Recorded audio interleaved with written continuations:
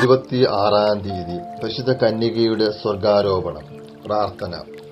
സ്വർഗാരോപിതയായ ദിവ്യകന്യകയെ, അങ്ങ് ആത്മശരീര സമ്പന്നതയായി സ്വർഗത്തിലേക്ക് ആരോപിതയായപ്പോൾ അനുഭവിച്ച മഹത്വവും നിസ്സീമമായ ആനന്ദവും അഗ്രാഹ്യമാണ്. നാഥേ, അങ്ങേ സ്വർഗാരോപണം ഞങ്ങൾക്ക് ഏറ്റവും വലിയ ധൈര്യവും പ്രത്യാശയും നൽകുന്നു. അങ്ങേ അമലോത്ഭവവും പാപരഹിതമായ ജീവിതവും ദൈവമാതൃത്വവുമാണ് അതിന് അങ്ങേ അർഹയാക്കി തീർത്തത്.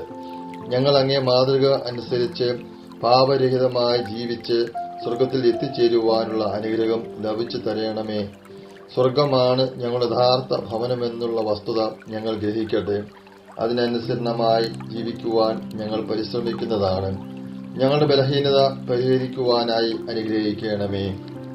ജന്മഭാവമില്ലാതെ ഉത്ഭവിച്ച ശുദ്ധ മറിയമേ, പാപികളുടെ സങ്കേതമേ, ഇതാ നിന്റെ സങ്കേതത്തിൽ ഞങ്ങൾ തേടി വന്നിരിക്കുന്നു.